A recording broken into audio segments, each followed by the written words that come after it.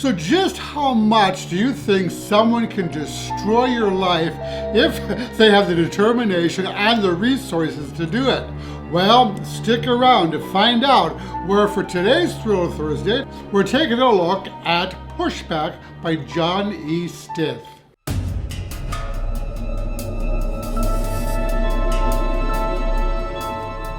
Hey everybody, my name is Roger and welcome to my channel, Rogers Reads. And welcome to Thriller Thursday, where I talk about a thriller novel every Thursday, or hopefully every Thursday, we'll see. So today, I'm talking about Pushback by John E. Stith. It is John E. Stith. Now, Pushback is an adrenaline-fueled thriller that follows our main character, Dave, a mostly likable investment counselor who is extremely conflict-averse. Now, in the past, Dave's had a bit of bad luck, really bad luck, actually. A year prior, he was involved in a car crash that killed his fiancée, Allison, so that pretty much destroyed him, and he's still working his way through the grief from that. He also suffers from PTSD, not because of the car crash, though that didn't help, but because of another horrendous event that took place earlier in his life, which the book reveals later on. So now it's a year later, and Dave has met a new woman named Kathy, and for the first time in a long time, he feels really happy and hopeful.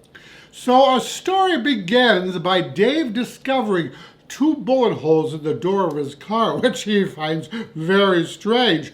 So he's more than a little bit curious as to where these bullet holes have come from and who the hell was shooting at his car, but decides to push it aside until later because right now he needs to focus on this evening where he is going to be taking Kathy to his high school reunion, and he's kind of nervous about that whole thing.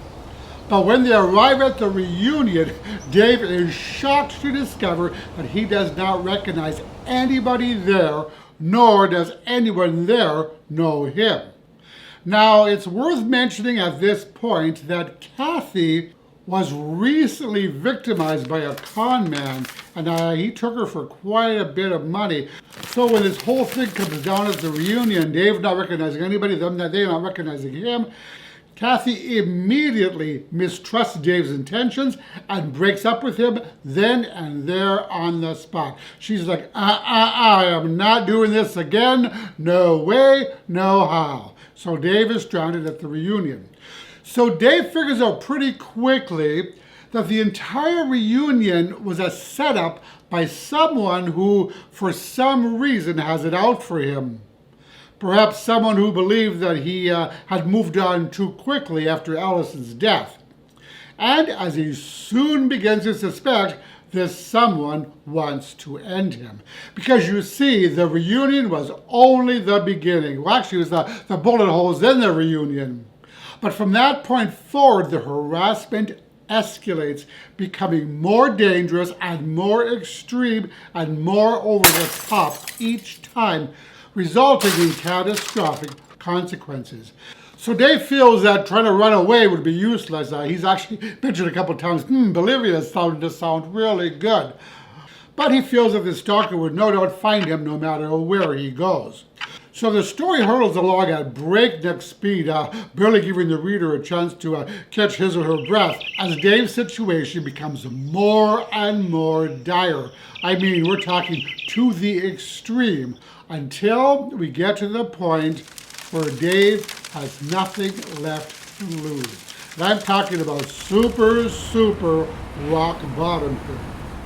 So he pushes back hard. And that's when things get really interesting. Now, I thought that this novel started off a little bit slowly, but it quickly picked up pace once the main character finds himself in the most unnerving and unsettling situation possible. A situation where he has no idea why these things are happening to him or what his perpetrator is going to do next. So imagine yourself in this position that someone was doing these horrible things to you, each worse than the previous, and you had no idea who they are or why in the hell they're targeting you. So I imagine at some point the only thing left to do is find the perpetrator and make them stop by whatever means possible.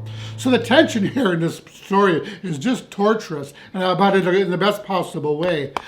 The fast-paced, propulsive scenes convey imminent danger quite vividly, and the story had my heart and my throat the majority of the time while reading it. So though the novel wasn't overly twisty and full of surprises, it was emotionally chilling and an intense story, an absolute thrill ride, especially once Dave is on the run for his life.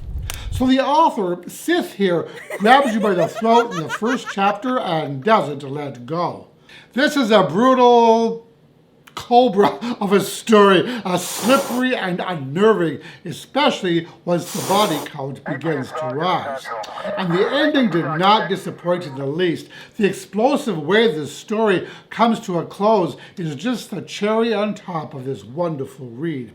Now, my only niggle was the amount of description in the story, which felt a little bit extreme in places. Some scenes could have used maybe more emotion and maybe a little more showing rather than telling.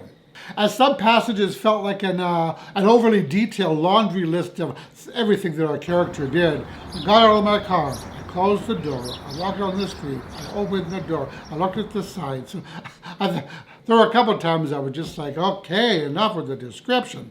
But at the end of the day, Pushback is a pulse-pounding, edge-of-your-seat, nightmarish thriller that leaves the reader with one question.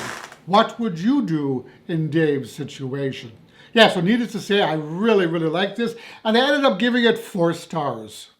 So, did you like this video? If so, please click the like button below as it really helps my channel out. And that is it for this Thriller Thursday. As always, I thank you so much for watching. I really appreciate all of your support, and I will talk to you all in the next video. Roger and out.